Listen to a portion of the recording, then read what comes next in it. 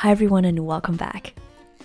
By now you've probably seen nanobubble DIYs all over the internet, so I'm going to show you my 10 best hacks for making these.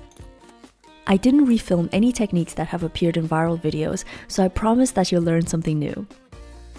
To start off, if you want to make a lot of nanobubbles, then please get the biggest roll of tape you can find. I noticed that in many viral clips, it's really hard to determine the true scale of the tape. Here are some of the tapes I've ordered online, and you can see there's a huge difference between them.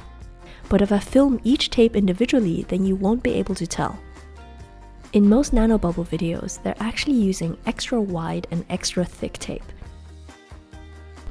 If you're shopping online, then you want to look for something like this, which costs around $20 per roll. This might sound a bit pricey, but you also get a lot more material, so it's cost-effective in the long run.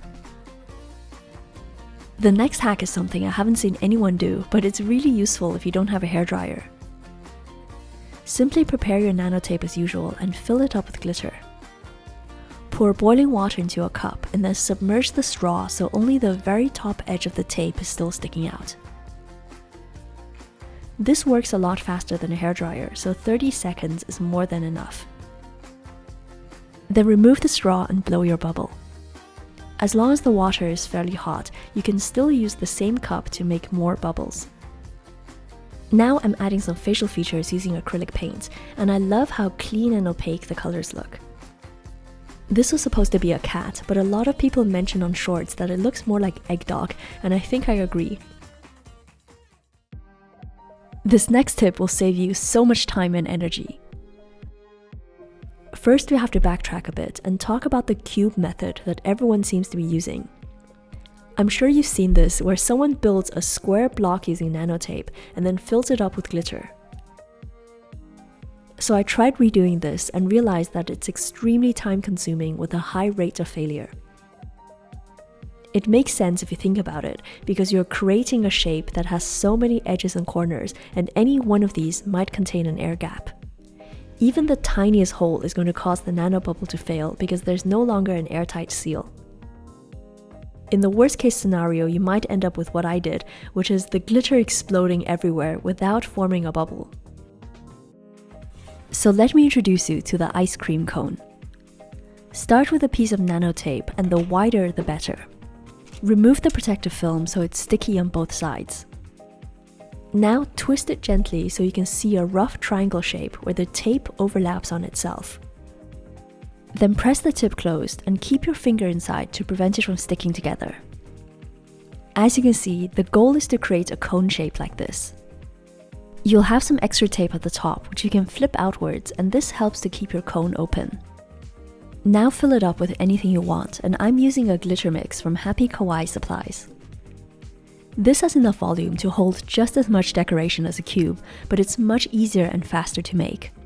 Then add your straw inside and trim off any extra tape. Once the bubble is inflated, remember to snap it off the straw as quickly as you can and then press the opening closed. I love how this one turned out, and it reminds me of a jumbo-sized Easter egg. Using the ice cream cone method guarantees that your bubble will work every time because the shape is almost completely airtight. You'll also get fewer visible seams compared to a cube.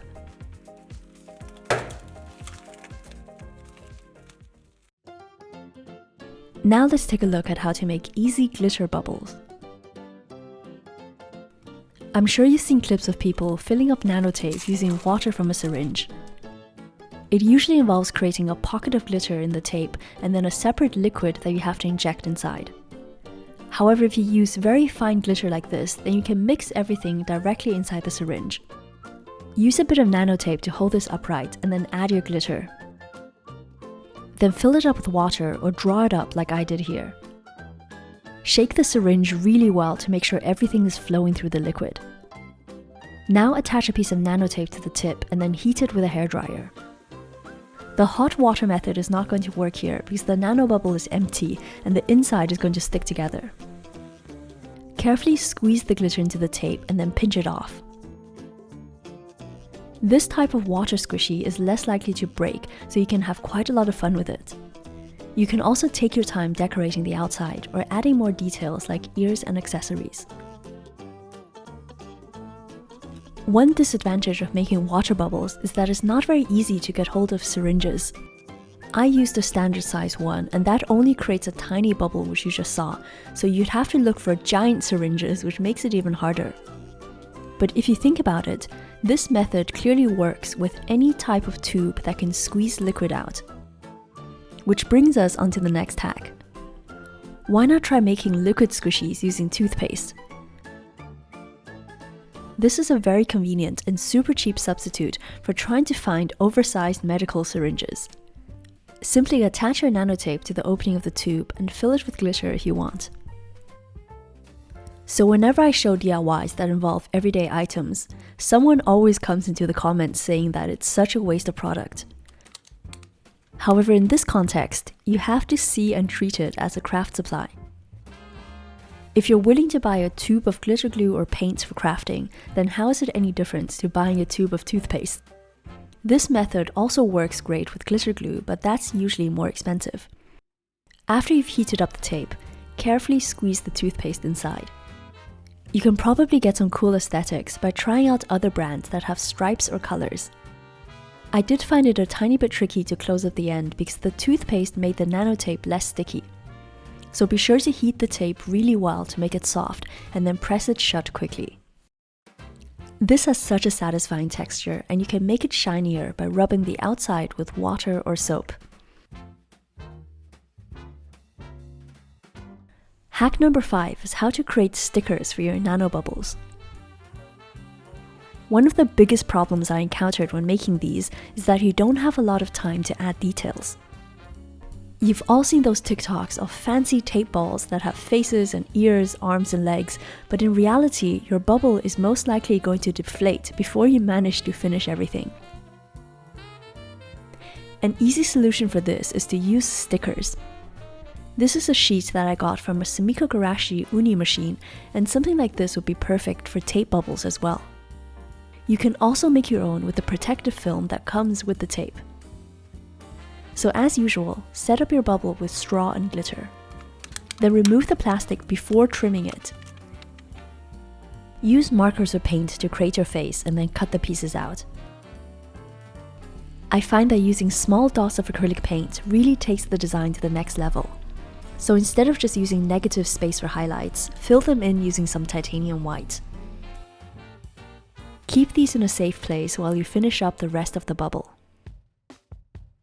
By the way, for an upcoming video, I really want to make your nanotape suggestions, so please give me all your ideas below. The crazier the better. Because the pieces are tiny, they stick surprisingly well to the membrane and can even be repositioned. The advantage of having your facial features as stickers is that you can attach them within seconds, and you don't have to race against the clock in case your bubble starts to shrink. You can also make ears out of tape or clay and have those ready to go. The next one is using cake sprinkles instead of glitter. A quick tip before you start is to use baking paper on your workspace. This lets you set your pieces down or move them around without getting stuck to the table. I didn't have the extra wide nanotape when I was filming this part, so I doubled up on a regular one. I'm going to use this amazing sprinkle mix that I got from a local cake shop. This is a perfect alternative to glitter in case you don't want to use it for environmental reasons or if you're making this with children. I mentioned in the last video that the pressure inside the bubble can often push glitter back through the straw into your mouth, so you obviously don't want that happening with kids. But I'm sure nobody would mind at all if they get a mouthful of sprinkles instead. As you can see, this one works exactly like a normal nanobubble, although I would recommend using a hairdryer instead of hot water. Boiling water might be a bit too hot and end up melting the sprinkles inside. It looks super aesthetic when inflated, and the larger pieces give it a shaker effect. So I discovered this next hack while filming the previous one. I'm sure you've seen people layer many pieces of nanotape together to create a larger surface area. This makes it easier to fill up, and you can also get giant bubbles. I did this here and placed the straw lengthwise to where the two pieces of tape are joined. I completed the DIY but realized that the final bubble shape looks a bit strange. This was because the air didn't spread evenly, so the first piece of nano tape effectively got inflated a lot more than the second. What you want to do instead is place your straw along the seam of the tape. This allows air to travel evenly down every piece and gives you a much nicer bubble. The same principle applies regardless of how many pieces of tape you're using. Always make sure the straw is parallel to where the tapes have been joined together. For comparison, here's my first attempt, and you can see the seam is actually pretty high up. The second piece of tape barely inflated, and this creates uneven areas of stress on your bubble, which can also cause it to break more easily. The second one looks a lot smoother because the tape inflates in a similar way to a beach ball. Obviously, this one might also shrink over time, but it's in a much better shape from the start. Another big problem I had when making nano balloons is trying to fill the tape with glitter. If your hand shakes even slightly, then you might not have enough raw tape left to seal up the bubble. I found this very easy hack using 3 popsicle sticks. Simply place them across the edge like this before adding your glitter. They will act like a template and ensure that you have enough extra tape to close it up. Nano tape doesn't stick to anything with a rough surface, so you can also make templates from other things like tissue paper, baking paper, or fabric. The final hack is something I discovered by accident in my first tutorial. A lot of nanobubbles end up as large oval shapes with the membrane stretched fairly tight. If you're willing to take a risk, then you can use a pin or needle to deliberately let some air out. This tends to create a rounder shape, and you can get those perfectly spherical nano balloons that you see on viral videos. I let this one deflate to a size where I can use those Sumiko Garashi stickers from earlier. This looks so pretty, and it also has a slight teardrop shape. Letting some of the air out also gives it a squishier texture. Remember that all nanobubbles will deflate at some point, so you don't have to feel guilty about popping them. As you can see, this one is starting to shrink already, so I decided to squeeze it before it goes completely flat. I really hope you enjoyed this video, and don't forget to leave your nanobubble suggestions below. I'll make the funniest and most interesting ideas for shorts. I'm Joanna, thank you for watching, and I'll see you soon. Bye!